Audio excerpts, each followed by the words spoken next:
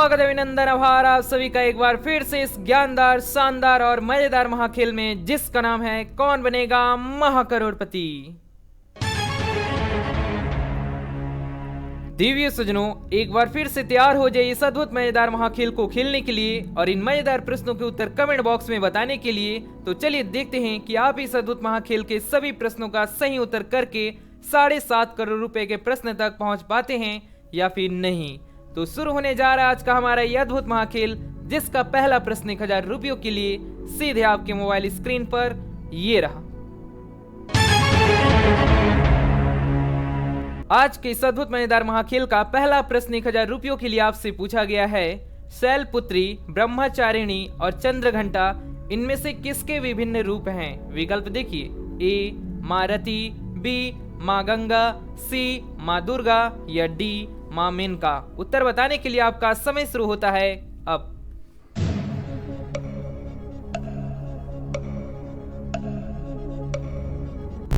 इस प्रश्न का जो सही उत्तर है ऑप्शन सी माँ दुर्गा। इस खेल का दूसरा प्रश्न 2000 रुपयों के लिए आपके सामने ये रहा। फिल्म मोहब्बतें के इस उद्धरण को पूरा करें, परंपरा, प्रतिष्ठा और डैश। विकल्प देखिए, ए अहिंसा, बी अनुशासन, सी अस्मिता या डी आत्मनिर्भर। आपका समय शुरू होता है अब।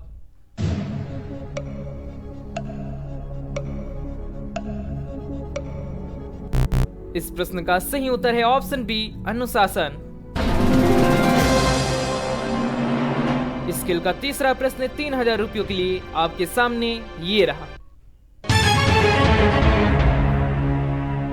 यह दोहा ऐसी वाणी बोलिए, मन का आप खोए, औरन को शीतल करे, आप हूँ शीतल होए। इसके लेखक कौन हैं? विकल्प देखिए, ए तुलसीदास जी, बी रामचंद्र शुक्ल जी, सी कबीरदास जी या डी मुंशी प्रेमचंद जी। आपका समय शुरू होता है अब।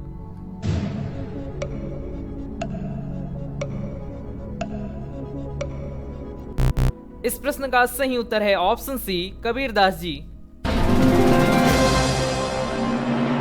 इस खेल का चौथा प्रश्न आपके सामने ये रहा। इनमें से कौन सा शब्द काफी कम तापमान या फैशनेबल या प्रभावशाली को संदर्भित कर सकता है? ऑप्शंस बड़े ध्यान से देखिए, ए कूल, बी वाव, सी चिक या डी मेट। आपका समय शुरू होता है अब।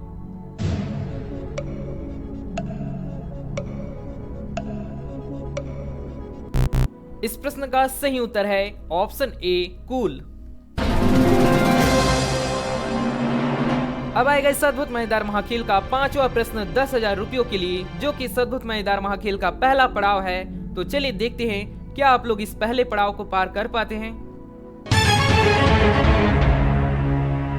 पहला पड़ाव पांचवा प्रश्न, रोमन अंकों में 50 को कौन सा अक्षर दर्शाता है? विकल्प देखिए, A M, B A, C F D L एल। आपका समय शुरू होता है अब।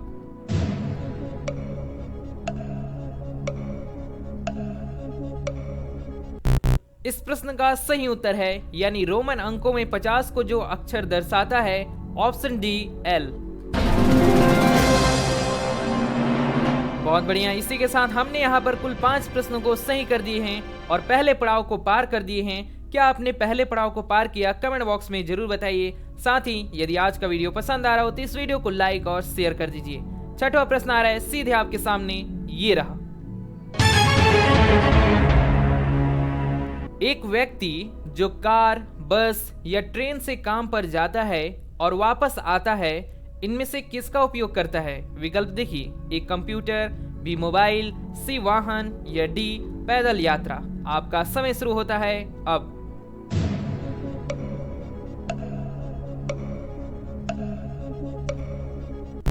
इस प्रश्न का सही उत्तर है ऑप्शन सी वाहन। इस खेल का 7वां प्रश्न 40,000 रुपयों के लिए आपके सामने ये रहा। बताइए इनमें से कौन सी लिपि सिखों की है? विकल्प हैं, ए देवनागरी, बी गुरमुखी, सी खरोष्टी या डी ब्राह्मी। आपका समय शुरू होता है अब।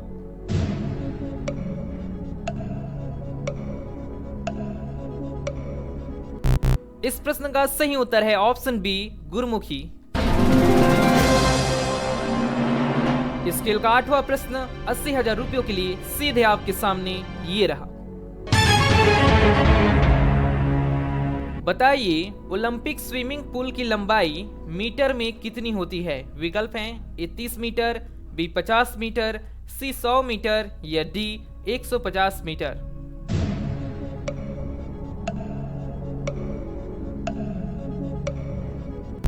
इस प्रश्न का सही उत्तर है ऑप्शन बी 50 मीटर।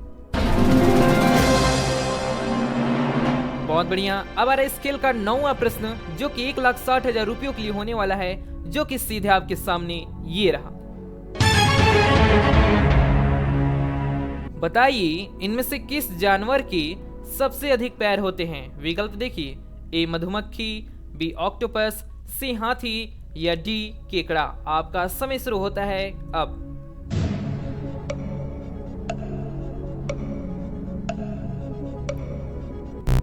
बताइए इस प्रश्न का सही उत्तर क्या होना चाहिए। इनमें से किस जानवर के सबसे अधिक पैर होते हैं। चलिए देखते हैं सही उत्तर क्या होना चाहिए। मधुमक्खी जिसके पास 6 पैर होते हैं, ऑक्टोपस इसके पास 8 होते हैं, ऑप्शन सी में है हाथी इसके 4 पैर होते हैं, और बचता है ऑप्शन डी केकड़ा जिसके 10 पैर होते हैं, जो कि सबसे अधिक पैर है ऑप्शन डी केकड़ा। ऑप्शन डी केकड़ा इस प्रश्न का सही उत्तर है, जिसके की सबसे अधिक पैर हैं इन चारों विकल्पों में से। अगला प्रश्न आएगा 10वां प्रश्न, जो कि इस अद्भुत मजेदार महाखेल का दूसरा पड़ाव है। 10वां प्रश्न 3,20,000 रुपयों के लिए। चलिए देखते हैं क्या आप लोग इसे सही करके दूसरे पड़ाव को पार कर पाते हैं या फिर नहीं। बताइए खिलाड़ी द्वारा तत्काल शक्ति के लिए इनमें से किसका उपयोग किया जाता है। विकल्प हैं ए सुक्रोज, बी विटामिन, सी नमक या डी दूध। आपका समय शुरू होता है अब।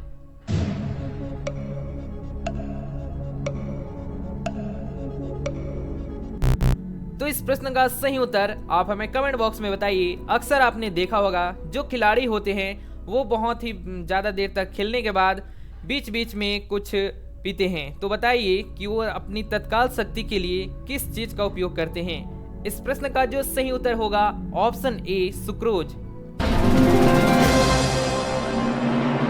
सुक्रोज इस प्रश्न का सही उत्तर है, जो कि खिलाड़ी द्वारा तत्काल शक्ति के लिए उपयोग किया जाता है। अधिक जानकारी के लिए आप देखें तो सुक्रोज गन्ने से बनी हुई चीनी है, जिसमें कि 50% ग्लूकोज और 50% फ्रुक्टोज से मिलकर बना होता है, जो कि इस प्रश्न का सही उत्तर है। और इसी के साथ हमने यहाँ पर कुल 10 प्रश्नों को सही करते हुए दूसरे पड़ाव को भी पार कर दिए। और आपने अभी तक कितने प्रश्नों को सही किए कमेंट बॉक्स में जरूर बताइए, और क्या आपने दूसरे पड़ाव को पार किया कमेंट बॉक्स में जरूर बताइए। अब आएगा इस अद्भुत मजेदार महाखेल का 11वां प्रश्न। चलिए देखते हैं क्या आप लोग इसे सही कर पाते हैं। बताइए विश्व में सेल फोन का सबसे बड़ा उत्पादक देश कौन सा है। ऑप्शंस देखिए ए अमेरिका, बी जापान, सी चीन या डी भारत। आपका समय शुरू होता है अब।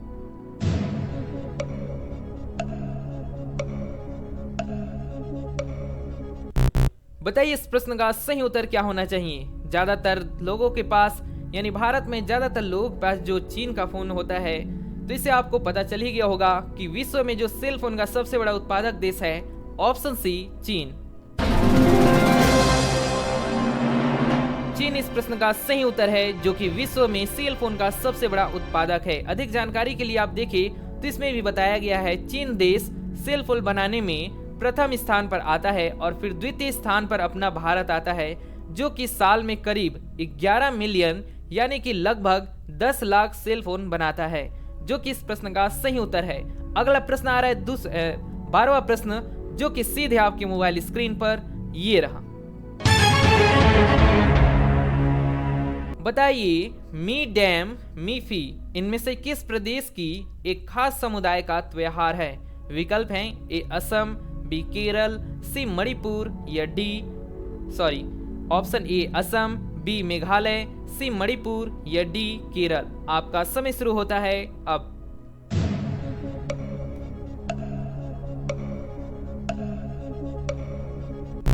बारहवां प्रश्न 12,50,000 रुपयों के लिए है। पूछा गया है मी डैम मी फी इनमें से किस प्रदेश के खास समुदाय का त्योहार है। तो इस प्रश्न का जो सही उत्तर है ऑप्शन ए असम।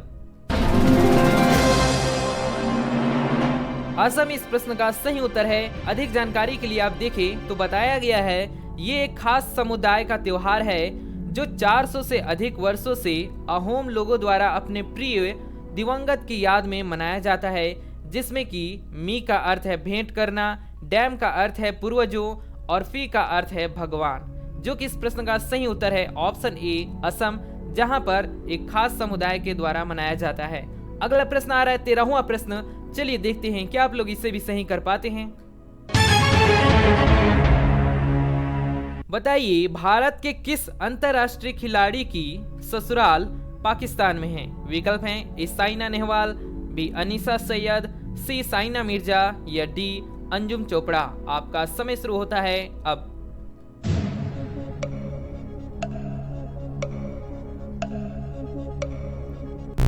इस प्रश्न का जो सही उत्तर है ऑप्शन सी सानिया मिर्जा।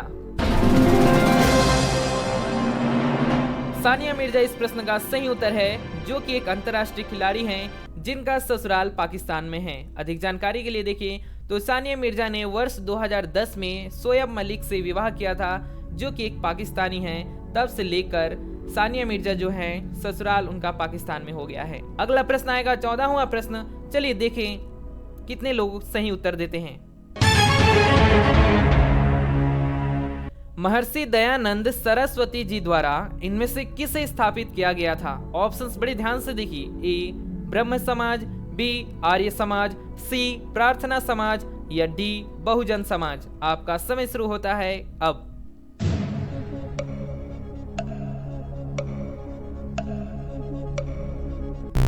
बताइए इस प्रश्न का सही उत्तर क्या होना चाहिए। इस प्रश्न का सही उत्तर बताने से पहले यदि आपने इस वीडियो को लाइक नहीं किया है तो लाइक कर दीजिए, एक बार शेयर कर दीजिए और ऐसे ही मजेदार केबीसी वीडियो देखने के लिए इस चैनल को सब्सक्राइब करके बेल नोटिफिकेशन ऑन कर दीजिए ताकि समय समय पर आपको वीडियो मिल सके। इस प्रश्न का सही उत्तर है ऑप्शन बी आर्य समाज। आर्य समाज इस प्रश्न का सही उत्तर है, जो कि महर्षि दयानंद सरस्वती जी द्वारा स्थापित किया गया था। और अधिक जानकारी में आप देखिए दयानंद सरस्वती जी आधुनिक भारत के चिंतक तथा आर्य समाज के संस्थापक थे, जो कि वे सन 1875 को गिरगांव मुंबई में आर्य समाज की स्थापना की थी, जो कि इस प्रश्न का सही उत्तर है आर्य समाज। अगला प्रश्न 15वां प्रश्न, जो कि सीधे आपके सामने ये रहा। 15वां प्रश्न इस अद्भुत मजेदार महाखेल का 75 लाख रुपयों के लिए प्रश्न यानी तीसरा पड़ाव है। पूछा गया इनमें से ऐसी कौन सी चीज है जो धूप में भी नहीं सूख सकती है। ऑप्शंस बड़ी ध्यान से देखिएगा। ए पानी, बी पेट्रोल, सी पसीना या डी सैनिटाइजर। आपका समय शुरू होता है अब।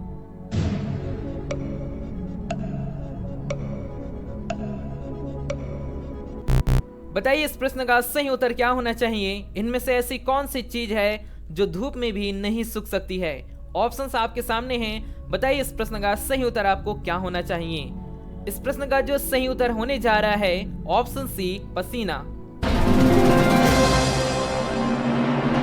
पसीना इस प्रश्न का सही उत्तर है, जो कि धूप में भी नहीं सूखती है और दोगुना तिगुना बढ़ते ही जाता है। पानी देखें तो ये धूप में सूख जाता है, पेट्रोल ये भी पानी में धूप में सूख जाता है और बचता है सैनिटाइजर, जो कि धूप लगे या ना लगे वो सूख ही जाता है। बचता है पसीना, जो कि धूप में और ही ज्यादा बढ़ते जाता है, जो कि इस प्रश्न का सही उत्तर है। और इसी के साथ हमने 15वें प्रश्न को सही करते हुए तीसरे पड़ाव को भी पार कर दिया। साथ ही क्या आपने तीसरे पड़ाव को पार किया कमेंट बॉक्स में जरूर बताइए, क्योंकि अब आएगा 16वां प्रश्न, जो कि 1 करोड़ रुपयों के लिए होने वाला है। चलिए देखते हैं क्या आप लोग इससे सही कर पाते हैं। इनमें से कौन सा वैज्ञानिक पोखरण में परमाणु विस्फोट से जुड़ा था। विकल्प हैं ए सतीश धवन, बी SS भटनागर, सी विक्रम साराभाई या डी राजा रमन्ना। आपका समय शुरू होता है अब।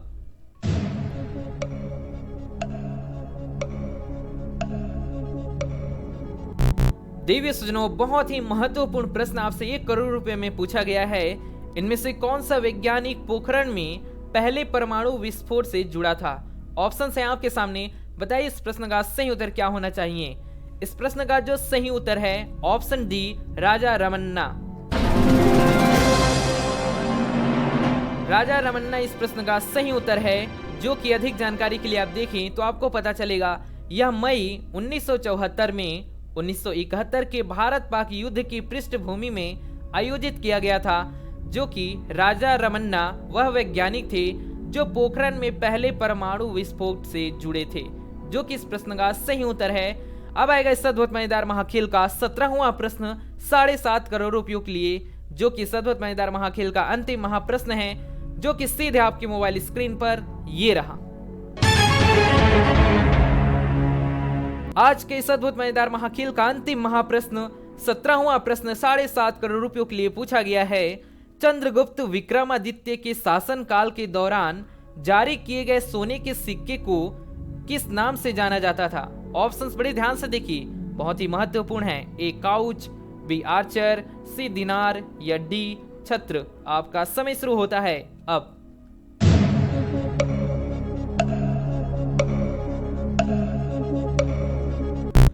प्रश्न बहुत ही महत्वपूर्ण है, एक बार फिर से पढ़िए। चंद्रगुप्त विक्रमादित्य के शासन काल के दौरान जारी किए गए सोने के सिक्के को इनमें से किस नाम से जाना जाता था?